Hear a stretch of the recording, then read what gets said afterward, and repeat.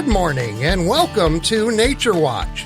Nature Watch is sponsored by Waddell's Nursery, Floral, Garden, and Bird Center at the corner of 12th Street and Millam Road. And now your host of Nature Watch, it is Gary Miller. Good morning, sir. Good morning. How are you? Good. I had to find my scraper this morning. Quite frosty out there. I cheated. Windshield washer.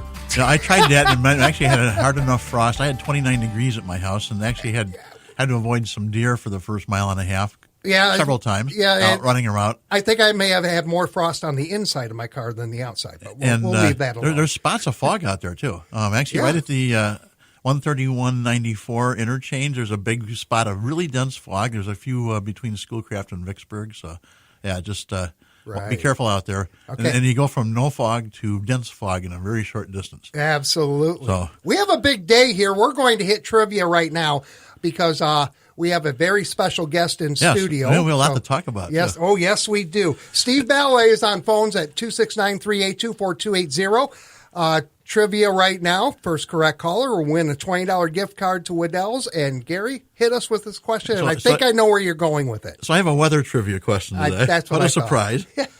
So I was actually trying to find some neat facts about weather in Michigan, and I found some really neat ones, so I thought this would be a good trivia question.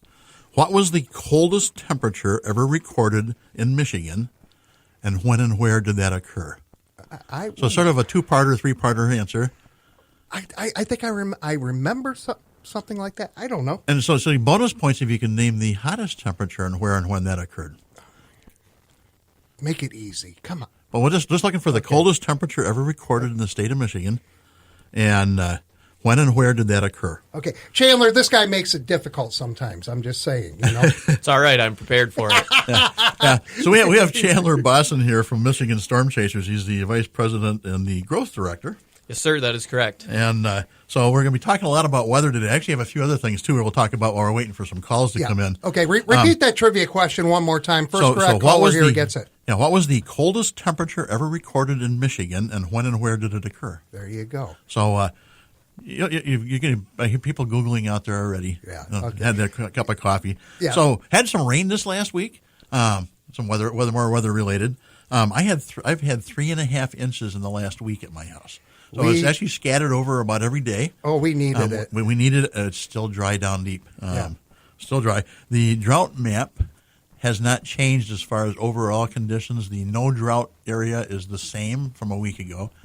The only thing that changed was some of the moderate drought or severe drought conditions have decreased as far as areas, so they're just the abnormally dry condition now.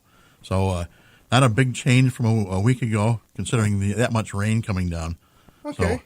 So we'll see, hopefully, but not much chance of rain coming up the next week. Maybe in about a week we have a little chance, but it's like more about almost 2 weeks before we have a good chance of rain. All right. Hey, we have our first contestant. Oh. Terry's on the phone. Good morning, Terry. Good morning. Good morning. All right. Want to take a shot at this? I'm going to try to take a shot at it. I believe it's negative 51 in Vanderbilt in 1934. That is correct. Bong! and this actually sounds like my brother Terry. It is. So actually what caught my eye, what caught my eye on this, besides the low temperature, if you think about that, negative 51 Fahrenheit, and it occurred on February 9th, 1934, was actually the day after our father was born. So my dad was born on February 8th, 1934, and this happened the day after. No relationship with that as far as cold temperatures and that, but 1934, negative 51. And so that Vanderbilt is a very small village up in the heart of Otsego County, about 8 miles north of Gaylord. The hottest temperature ever recorded in Michigan was about 2.5 years later, was a temperature of 112 degrees Fahrenheit, and that happened in Mayo in Oscoda County, which is about 30 miles east of Grayling, on July 13th, 1936. Yeah. So they went from, in about 2.5 year time period, had the coldest temperature and the hottest temperature ever recorded in Michigan. So it really reinforces that whole old saying, if you don't like the weather in Michigan, wait a few minutes and it'll change. Stick around. There you go. All right, Terry, hey, way to go, man. I'm going to put you on hold, send you back to Steve. He's going to get some information from you, okay? Sounds great. Appreciate it. Thank you. Excellent. Thank you. And we'll do that. Chandler, wow, you guys came out of nowhere a few years ago. 2022 is when you launched, right? Yeah, that's correct. And you guys just picked up steam. And I started following you in 2022. And now it's like everyone recognizes Michigan Storm Chasers. It is so cool. Yeah, that was what we were trying to do initially was, gain as many followers, obviously, as quickly as we could. And now a lot of times when I hear stories from people, they talk about how everyone they know is texting each other while they're watching our stream. And that's a great feeling to have because that's what we've been trying to accomplish. Right. So what are some of the services that Michigan Storm Chasers offers? Yeah, so we have a lot of different services at Michigan Storm Chasers, and the two most important ones that we can offer right now are obviously live storm chasing, but live severe coverage 24/7. So anytime there's a severe thunderstorm warning or a tornado warning in the state of Michigan, whether it's the UP or whether it's the Lower Peninsula, anywhere, anytime, we will be live on YouTube and Facebook and a variety of other platforms tracking the severe weather. Yes, I know you have lots of posts out there because I follow you too. Yeah. And boy, you must have several people that work on posting things all the time because you get lots of information out there. And it's fun to see all the comments from all around the state and the number of people that are following you on Facebook and on your website. Yeah, we came into a lot of extra followers over this last calendar year, especially with everything that happened in northern Michigan with the ice storm. And then we had a lot of severe weather to begin the year. And fortunately for most of the state, it was a quiet year after that. But at the beginning of the year, we really saw quite an increase of followers. And, we don't necessarily like to gain followers because of bad weather, but, we take what we can. Well, that's really neat. I see there's been some spin-offs from that. Some other states have sort of tried to copy you guys. Well, I can't take credit for that. Too, well, half a dozen one way, six the other, right? But yeah. The good news is, whatever we can do to provide coverage and provide pioneering opportunities for other people to do what we do, we're certainly happy to help. Because at the end of the day, the mission is the same. Keep people informed, keep people educated, and have everyone covered beginning to end, which is our company's mission statement. Oh, there you go. Are you good with taking possible questions? Yeah, absolutely. Okay, cool. If you have a question for Chandler about Michigan Storm Chasers, you're more than welcome to call in 269-382-4280. And we can be taking text too. And text at 80373. Thank you for reminding me, Doug. Modern technology. Yeah. That and me on Saturday morning do not get along. So anyway. But it's been interesting to see all the information that Michigan Storm Chasers has been posting too, just following the severe weather all over the state and just general weather conditions, things to watch out for. Mm-hmm. I think it's made a lot of people very aware of. Hey, we need to really be cognizant of what the weather is doing and how it may impact us.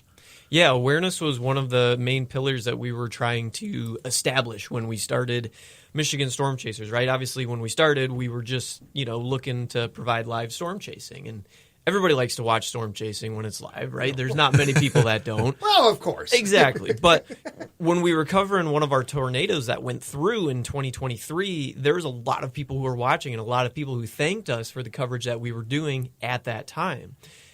As the rest of the year went on and into 2024, we were like, okay, well, let's do more of this, live streaming, this more severe weather coverage. And it really started to take off. And now some of our most viewed content across any platform is our live coverage of severe weather. And your hours obviously flex around severe weather quite a bit. Just like with me, May 7th, 2024, with the Portage tornado, I was in studio with my old friend Jim McKinney, who is retired now, but we were covering that. And then this year, May 15th, 10 o'clock at night, I was here in studio with the severe weather that came through and turned Northampton into pretty much a war zone. Yeah. That was that was a time this year when we were having the severe weather. And, like you said, as a storm chaser and especially social media content creator, right, we sleep when we can, when it's not very busy, but when we have stuff to do, right, it's our job to make sure we're awake, keeping everybody informed, and doing our best to help spread information that can save lives. So a little personal question. What got you interested in weather and storm chasing? I'm always interested. I'm sort of a weather geek, so. Yeah. I've always loved the weather. And, the movie Twister, when it came out, I wasn't born yet when it came out. I don't want to date myself too much with that, but it was something that I watched as, a kid, and I was fascinated by it, right? And, I always like to tell this part of the story.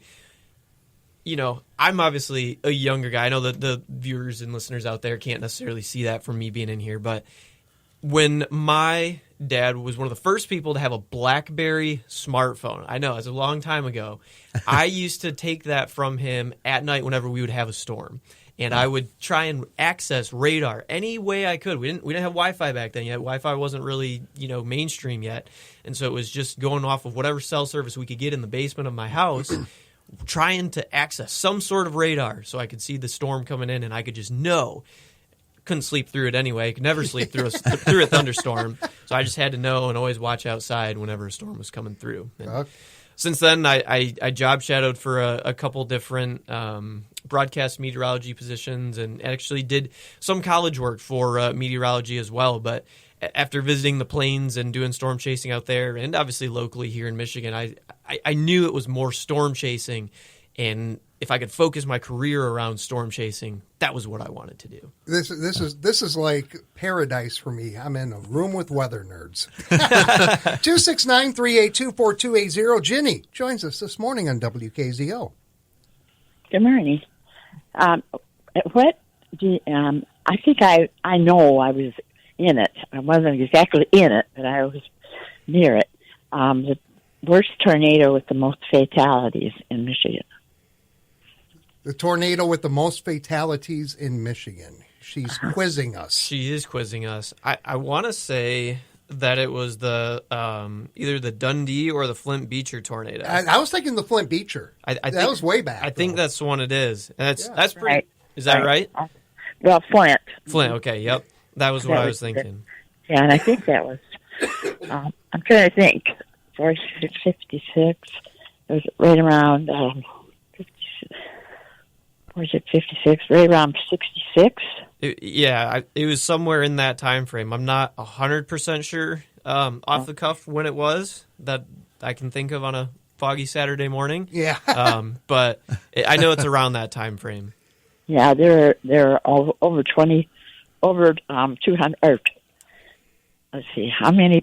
Okay, there are over. I think it's 212 is the number. Yeah. I might be pulling that out of nowhere, but that's I don't what know if it was that much, but I know it was a lot. It was really bad.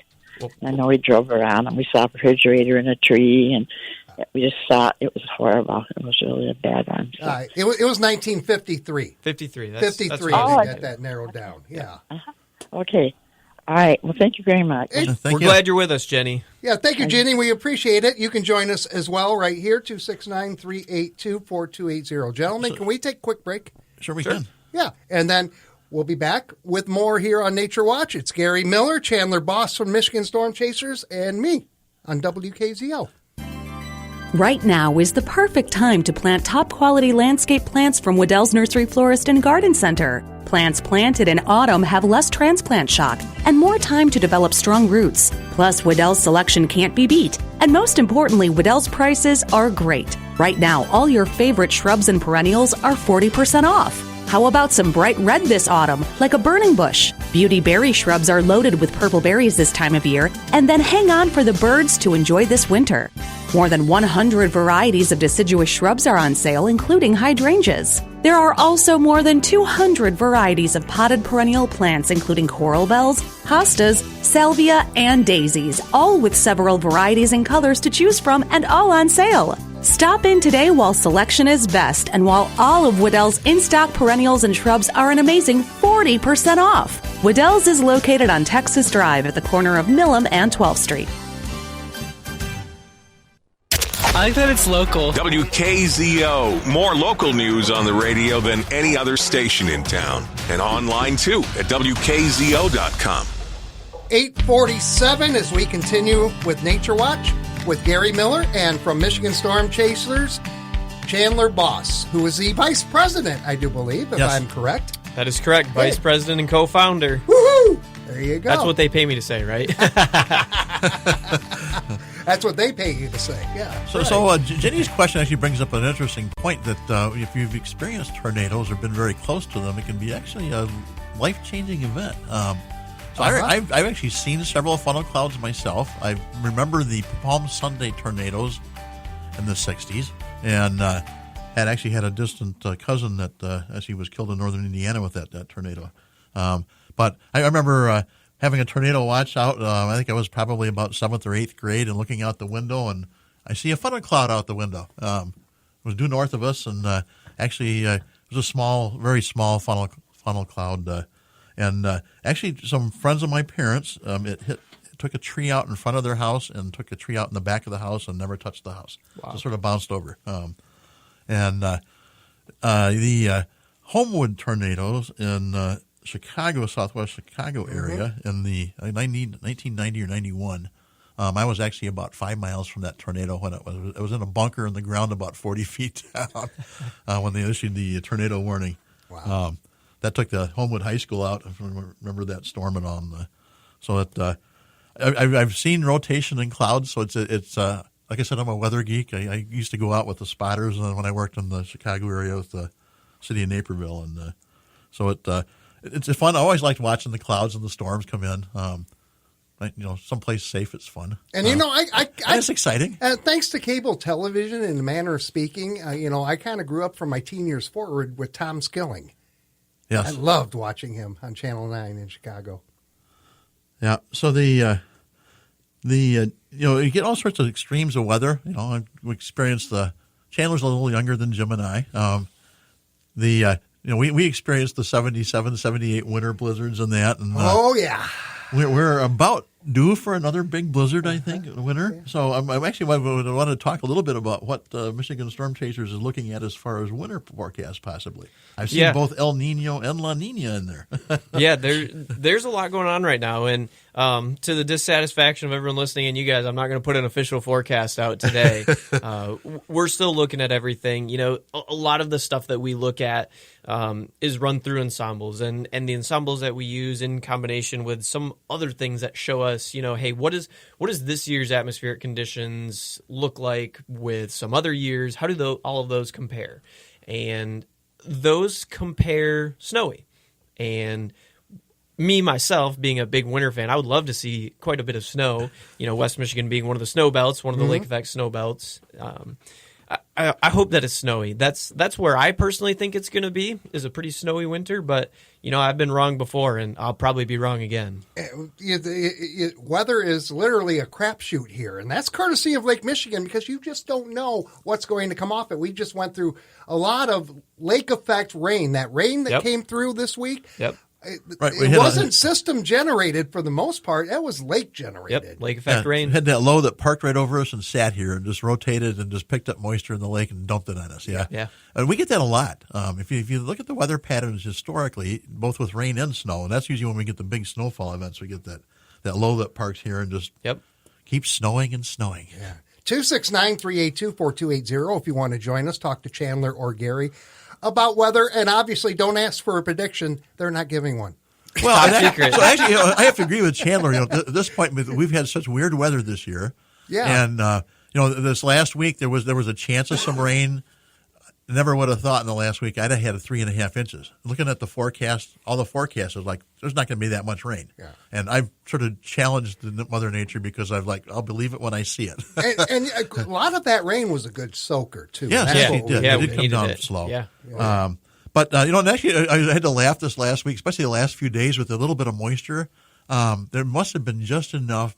All of a sudden, we're seeing lots of color on the trees here, and everybody was predicting not a whole lot of color down here in southern Michigan because it's been so dry. Up north, especially in the Upper Peninsula, they've been wet. And so we had a lot better color there. But, boy, this last few days here, you really see a lot of color pop. And so obviously the plants have had just enough moisture. I started laughing. I was thinking maybe Mother Nature said, here, hold my beer. I'm going to get my paintbrush out. Yeah, ain't that the truth? So it's nice to see the colors, though. So, but you think about it, we're on the 25th of October, and most trees still have their leaves on. That's not usual. So hopefully we have some time for those leaves to fall before we get that snowfall for the winter. Yeah. Right. Isn't it fun trying to pick up leaves and get snow and everything too. So Now, are you going to go out chasing in the wintertime too? We did last year, and we Okay. probably will again this year as well. You know, a lot of time, everyone likes to see how much snow we're getting, right? There's not many people that I know who, don't like to see how much snow we're getting. Mm-hmm. And if we can go out and chase it safely, we'd like to. If we get stuck, sometimes, we can help someone get out of the ditch, or, hopefully we don't get stuck, but it happens every now and again, and it helps keep us safe. And Yeah. the information we get is valuable to everybody out there, especially in the lake effect snow belts, where you can go 2 miles and see a 6-inch difference in snow totals. yeah, so I actually we talked briefly and actually emailed some questions back and forth to interest. But what's some of the most unique or exciting weather events that you've experienced? Yeah, so I'll do. Since we're on the topic of snow, I'll talk about one winter one snow one. So you guys were talking about the blizzard of '77, and obviously I wasn't around yet. The closest I've seen to that is, I believe it was either 2012 or 2013, one of the lake effect snow seasons we had. I grew up in Hudsonville, just west of Grand Rapids there, and my dad and I used to snowmobile quite a bit, and he sent me a picture while I was at work one of the days. His snowmobile was parked next to a speed limit sign. Now, I know that doesn't go all the way up to the power lines like it did in the 70s, but that's as close as I've seen it. And we went out and snowmobile. We had quite a bit of snow, and the snow drifts, like I said, were up that high. It was cool being up that high. I would love to snowmobile near the tops power lines. That would be a blast, safely, of course. But on the more, warmer, wilder weather side of things, I've seen some tornadoes that are over a mile wide, and unfortunately, I was not in the state of Michigan for the Portage tornado back in 2024, and seeing those bigger tornadoes, Portage-esque and bigger, out on the plains, it always leaves you in awe. You're always just not surprised, but you just can't help but watch it and be like, this is really quite something that we're watching. What a powerful force of nature to be creating something so large. They're still saying it was a high end F2. I think it was an F3. I just, with the damage that occurred down through Celery Flats and all of that, it's just, that's got to be an F3. And it's amazing that there were no fatalities. Exactly. Look at the damage that was done in that tornado, and the swath that it had. It's just amazing and a miracle that there weren't any fatalities. Having seen some of that, I know coming back from down south several years ago, going down south for spring break with the kids, and when they were younger, and coming back, we were just outside of Indianapolis, and we were just ahead of a storm coming in, and actually had tornadoes go through. So you got to be cognizant of that wherever you're at. Watch that weather. And I always have to chuckle a little bit when we get new meteorologists here in southwest Michigan and western Michigan, because if they haven't grown up in this area, lake effect confuses the heck out of them. And you can always tell you got the newbie in town. They look at the models and everything and like, well, we might have some snow here and there. And they totally just don't understand the lake effect. Here, have 6 inches of snow here, 5 miles south. Yes. Nothing. So Lake it's fun to watch. Yeah. So I have to ask, anything on your bucket list weather-wise that you'd like to see safely, obviously? Yeah. So one of the things that's on my weather bucket list comes more from the storm chasing perspective, and that's being in the eye of a hurricane safely. I don't do a lot of hurricane chasing. Obviously, we live in Michigan. We don't get hurricanes here, right? I have to travel for it. But one of the really cool things about being in an eye of a hurricane safely is what's called the stadium effect. And what the stadium effect is, you have blue skies overhead, but all around you, 360 degrees, it's like a big stadium full of clouds. So you look in every direction, and all you see is clouds, but then overhead you've got calm winds and blue skies. It's a nice sunny day.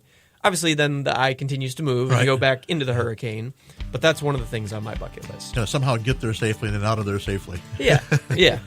Oh, exactly. Well, we're getting down there. We still have another, minute to go. Yeah, so be safe out there with the weather this winter. Just I don't like shoveling it. I don't like driving in the nasty winter weather, but we need lots of snow. We need lots of snow. Absolutely. Need some cold. It'd be nice to have an old fashioned winter again. Yeah. Just haven't had many. You sold me on it. I'm ready. Let's have a lot of snow. Yeah, let's get a snowstorm. 2 weeks of school off in a row. We had that in 78, by the way. Yeah. And yes, I was jumping off the garage into snowdrifts. It's just kind of the way it went. Jim and I grew up before the days of using wind chill. Uh-huh. It was just actual temperatures. Sure. Yeah, so closing school down for cold temperatures, that usually didn't happen. No. Just the snow couldn't get there. Oh, it was 5 below. I was still walking to Amberley. Yeah. Come on. Put another jacket on. Put another jacket on. That's Put right. another pair of socks and another jacket on. Exactly. So But it's been fun. yeah, thank you, Chandler. Yes, It's appreciate been, you having me on. Thank Yeah. you. Thanks for coming up from Constantine to entertain us and inform us. Absolutely. We learn a little something from you today. There you go. And be safe out there while you're chasing, all right? Absolutely, will do. And are you working today, Gary? I am not. You are not? They actually didn't schedule me for today, so I have the day off. So. Oh, okay. So if you go to Waddell's this morning, you will not see him, but hey, there you go. But my coworkers are there. Yeah, So. there you go.